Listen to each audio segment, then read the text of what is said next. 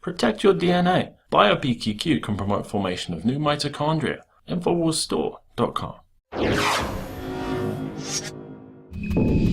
Well, ladies and gentlemen, since Donald Trump has been president, we've seen arrests when it comes to sex trafficking surge.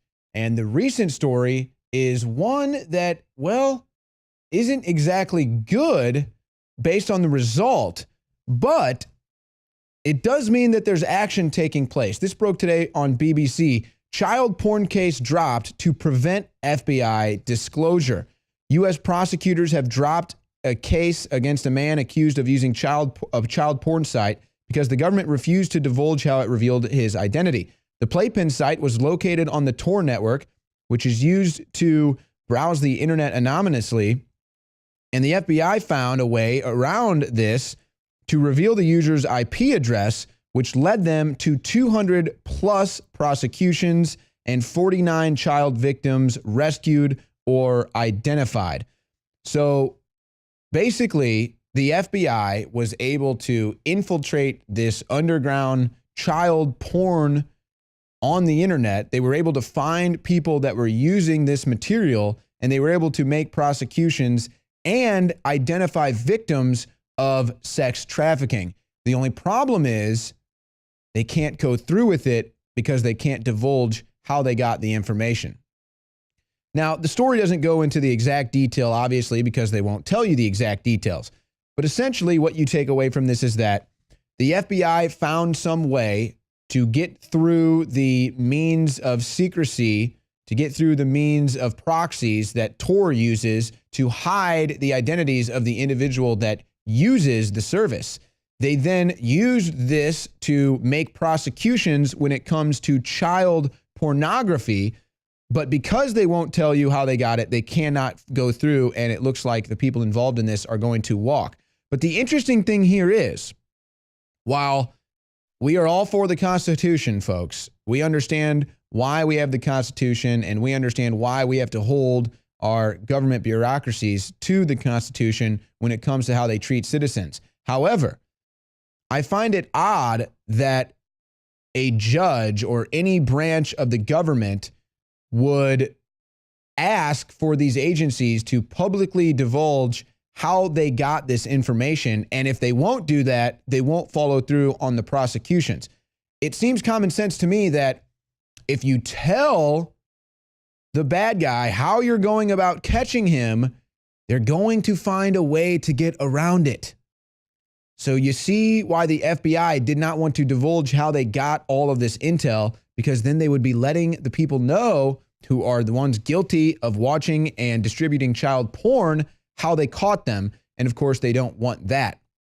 Now, it's interesting to note that once they were able to infiltrate this network, they did continue the service for 2 weeks so they could identify other people that used the dark web for child pornography. And like I said, they were able to identify plenty of people, but it looks like now it's going to fall through because they will not divulge how they made these identifications. To which I say, why doesn't the judge or the judicial branch or whoever it is that wants to stop this from coming down because they won't divulge how they did it, why don't they have them divulge it behind closed doors so that the public doesn't know, the bad guys don't know, and we can still follow through on these people that are distributing and watching child pornography?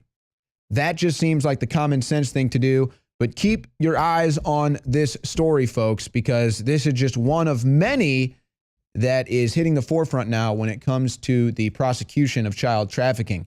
Now, this is an older story that came across my desk a while ago, but I wanted to bring it to you now because I feel like it ties into this. Now, Lori Handrahan has written a very detailed article here for Medium.com. Professors and staff arrested for trading in child rape. When a University of North Dakota professor was arrested on child pornography charges, the Dakota student asked, "We can't help but wonder if this type of thing is common in other schools around the nation." The answer is yes. A concerning number of professors and staff have been arrested for trading in brutal child sex abuse, including infants. From University of Virginia's Assistant Dean Michael Morris, downloading infant anal rape to Kurt Nessett, professor at Allegheny College, with over 500,000 videos and images, including folders called, well, I won't say it. Too many professors and staff are involved in child sex trafficking. And a lot of this goes on the dark web, folks.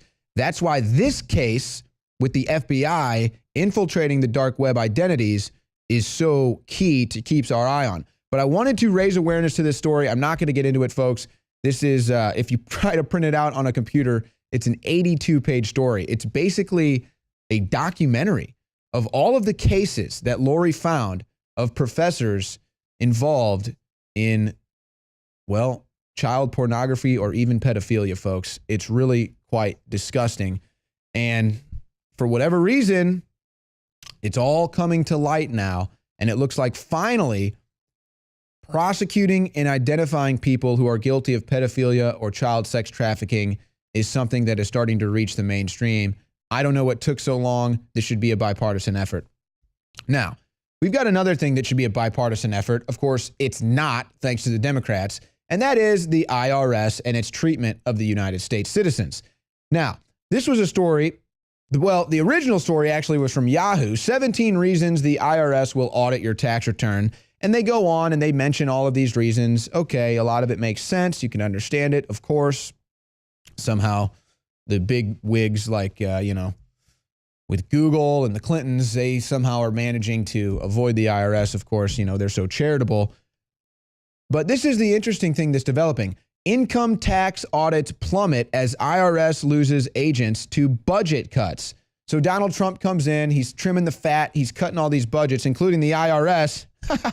I have a feeling Donald Trump doesn't like the IRS. The number of people audited by the IRS in 2016 dropped for the sixth straight year to just over 1 million. Of course, most of these people are probably conservatives. The last time so few people were audited was 2004. Since then, the U.S. has added 30 million people. So we'll get to the percentages here in a second. The IRS blames budget cuts as a money for the agency shrunk from $12.2 billion in 2010 to $11.2 billion last year. Over that period, the agency has lost more than 17,000 employees, including nearly 7,000 enforcement agents. A little more than 80,000 people still work at the IRS. I say keep cutting, Donald. Now, IRS Commissioner John Koskinen has gone out and made a statement, but he said budget cuts are costing the federal government between $4 and $8 billion a year in uncollected taxes. He says, quote, "We are the only agency, if you give us more money, more people and more money, we give you more money back." That sounds like a hunter to me.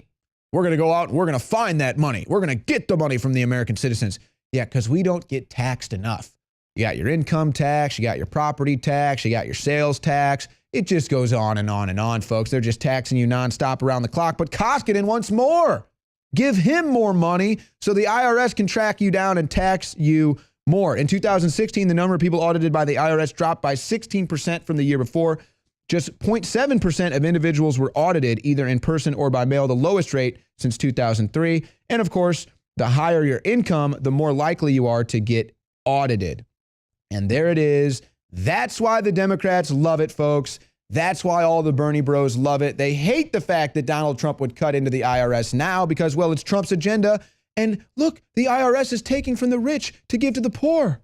That's how they're going to paint it for you. But Jim Jordan from Ohio says, go look at all the areas where they've wasted money, mismanaged taxpayer resources, not to mention the fact that, one of the reasons we went after them so hard, because they targeted people for their political views. Of course. Now, the Democrats are all whining across the board about this. Oh, don't take my IRS. They tax the rich and give to the poor. John Koskinen says, give me more money so I can go find more money. Well, how about we just take that money we were going to give you and then just put it right back into the government instead, John? No, but then he'd be out of work. Now, let's go to this video. This is one of my favorite videos of all time, okay? Now, Vice News put together this video. I don't know what their plan was with this. I don't know if they tried to smear Alex Jones doing this. I don't know if they knew it would be so popular. But Vice News tweets out this video that they put together, which I actually say, great job. You guys put together a great video. I know that you thought that you were going to try to make Alex Jones look bad with this video, but it actually had the opposite effect, folks. If you look at Vice News' tweets, that tweet, the tweet that they put out with the Alex Jones video that they put together and tweeted, is the most popular tweet in the history of Vice. They don't have any other tweet with 1,000 retweets or 1,000 likes, folks. At least recently, I went through all of their feeds and I could not find another tweet that came close to this. That's because we, the Info Warriors, absolutely dominate the internet. But let's go to this video, a classic video. Thank you, Vice News. I assume you tried to smear Alex and make him look bad. All you did was make us more popular. Let's go to that video. We're going to beat your ass. You just get that through your stinking traitorous heads. Excuse me, I apologize. We have a lot of Christian affiliates. I am a Christian. But I will stomp your head in if you start a fight with me, you thug scum. Anyways, excuse me, ladies and gentlemen. Bunch of cowards. Excuse me. I'm going to control myself right now. She is a demon damned to hell. Excuse me. I've been trying to control myself, trying to be professional about this. But at a certain point, I'm just really getting pissed. Excuse me. We're not going to have Pepsi with baby flavoring in it. I mean, what the hell have we become? Excuse me. If I didn't have a liberal from New York in the bathroom, I couldn't wipe my ass. Excuse me. I apologize. We have a family audience. That was wrong, and I won't do it again. You think I'm a coward like you? I'm sorry. You dishonorable, cowardly pieces of garbage. Excuse me. Coming for you. Coming for you. We know what you're doing. I'm sorry. Piles of manipulative, lying crap. Excuse me. They're going to burn in hell. Excuse me. This is a time bomb. Excuse me. You're a big tough guy, buddy. You just rammed into me. How do you like that? Now hit me in the face and see what happens, punk. I'm sorry. There's an attack on the species by a guild of psychopaths, and they must be defeated. I'm going to settle down. Excuse me. I'm going to come back for the next 2 segments to take your calls. Excuse me.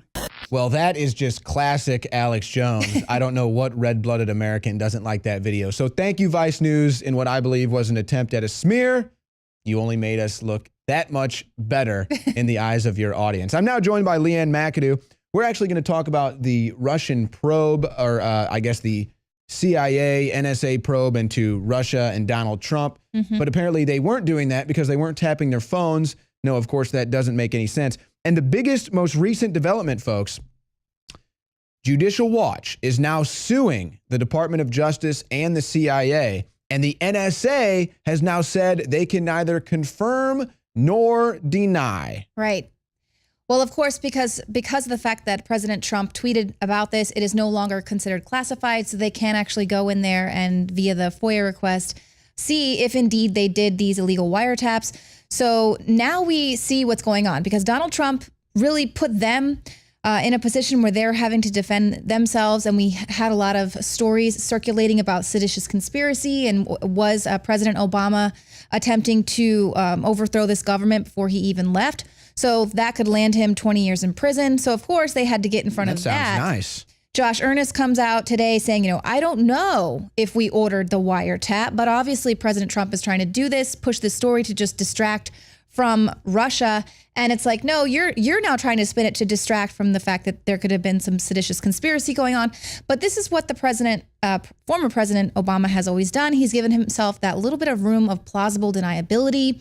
Oh, I didn't use the IRS to target conservative groups there in the lead up. And of course, as we've seen with WikiLeaks, it very well could have been the agents there, the operatives in the DNC who were that dirty that they were willing to kind of use their pull there. But President Obama, when he issued his statement that, he's never wiretapped anyone, this is ridiculous because we can go back. Actually, the Gateway Pundit tweeted out a pretty good article, WikiLeaks, on the 23rd of February. They released the list of all of the Obama administration wiretaps, and it just goes on to just show you the National Security Agency bugging a private climate change strategy meeting, bugged Chief of Staff of UN High Commissioner for Refugees, stealing sensitive Italian diplomatic cables. We know that he wiretapped Angela Merkel. We found that out as well, targeting the phones of Italy's ambassador, intercepted details. But that's in addition to Obama's Justice Department targeting journalists with wiretaps in 2013. A lot of people have heard about Fox News as James Rosen and his family were surveilled. Also, members of the Associated Press were targeted with surveillance, and reporter Cheryl Atkinson showed, and she had actually video footage of her personal computer and CBS laptop being hacked. They were being taken over. Things were being deleted on the screen. And she was showing you, look, I'm not even touching my computer, but as you can see, files are being deleted. So we know that President Obama and his administration are not above doing this. But what they really are trying to point out is that the story they're trying to spin is that Trump's wiretap claims are baseless, but what has been proven baseless over and over again is that there was no evidence of any collusion with the Trump campaign and Russia. That is what is baseless, is their claims that he colluded with Russia. Great work, Leanne. And they're trying to pull an Obi-Wan Kenobi on us. These aren't the droids you're looking for. We never wiretapped Donald Trump. Right. We never investigated Donald Trump. We would never do anything like that. Oh, wait, we have you on record doing it dozens of times. Exactly. And we're not stupid. That's what it comes down to. It's common sense. We know you're wiretapping everybody. Thank you so much, Leanne. And now the big story. Judicial Watch sues for the records. They're going to have to release these records, folks. They're not used to America standing up.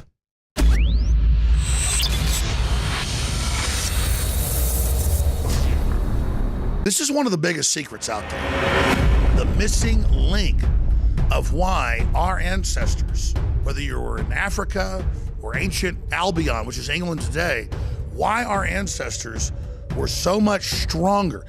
I mean, there are huge archaeological reports, all sorts of anthropology studies, you can look them up for yourself, that show that humans, just an average farmer of 10,000 years ago in England, was stronger than Olympic athletes today. In the final equation, everyone knows our modern society has lost its vitality.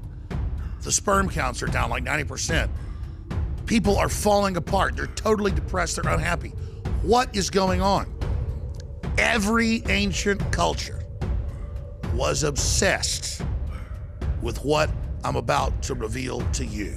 Today we call it bone broth, and for thousands of years our ancestors enjoyed its benefits before it became lost to our modern diets of processed junk. That's why I'm so excited to announce the product that is undoubtedly the jewel in the crown of Infowars Life products.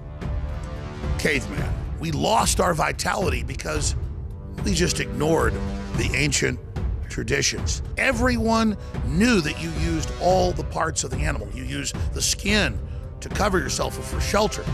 You used the meat for sustenance, the fat for cooking, but you used the bones for strength. We are now introducing Caveman by InfoWarsLife.com, the ultimate in true paleo nutrition with bone broth, turmeric root, chaga mushroom, and 7 total primal superfoods in a single great tasting formula. The bone is so amazing. From the outside structure full of minerals and key cofactors to the marrow that produces the blood for the body. This is the engine of the life essence. I've made a lot of important points here, but this is the one you need to research for yourself because it's so key. High quality bone broth helps support healthy muscles and connective tissue, while the active compounds in turmeric do battle on the cellular level and help fight free radicals. And collagen is essential to aid healthy tendons, ligaments, and muscle tissue. This is an absolute win-win. You get an amazing product produced right here in America. You support Infowars and all we're doing to promote freedom and the restoration of our republic and promotion of freedom worldwide. The journey towards better health and giving our bodies these amazing compounds that God created starts at InfoWarsLife.com. 3 years in the making, incredible research, and the very best ingredients. I'm Alex Jones, and I may not be a caveman, but compared to these trendies out there in the street, I'm as close as it gets. Join me at InfoWarsLife.com and get your caveman formula today.